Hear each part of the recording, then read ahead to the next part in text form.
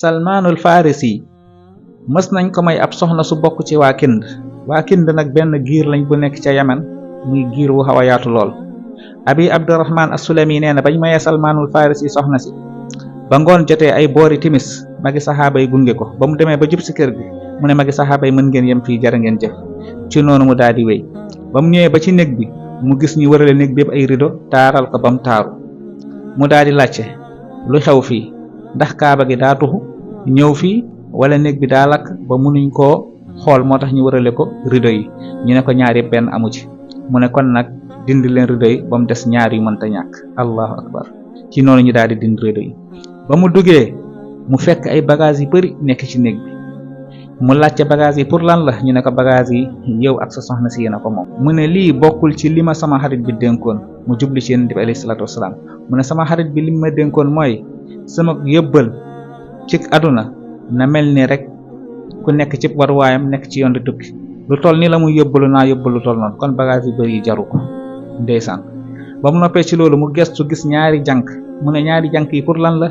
ñu ne ko ñaari jànk yi ñoo la war a liggéeyal yow ak sa soxna si. mu ne lii it bokkul ci li ma sama xarit bi dénkoon mu jubli ci yeneen bi mu ne sama xarit bi li ma dénkoon mooy suñ ma mayee soxna naa jël soxna si te yem ci moom te ñaan yàlla barkeelal ma suñu diggante kon nag jànk yi jarul ñu may topp ndax su ma leen yóbbee ëllëg bépp bàkkaar buñ fa def dama ciy am responsabilité. ndeysaan noonu la fa bàyyee ñaari soxna yi ba mu noppee mu ne mbokki soxna si boo leen noppee mën ngeen ma bàyyi ma wéetoog sama soxna si.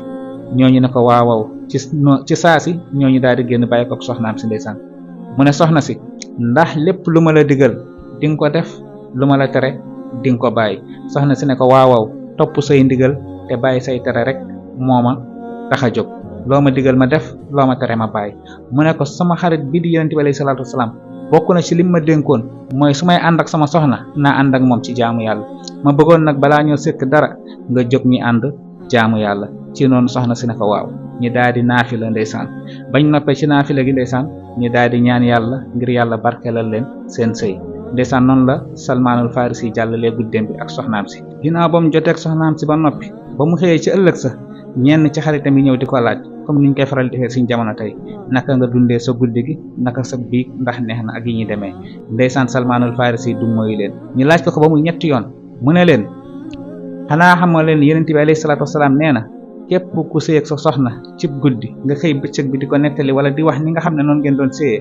yaa ngi mel ni mbaam te loolu dëgg la. yonent bi nee na yàlla rëbb na képp koo xam ne dangaa jot ak sa soxna ba noppi nga xëy di ko nettali nit ñi te loolu lu rëy la lu garaaw la te pourtant noonu lañ ko banaliser ci suñu jamono tey.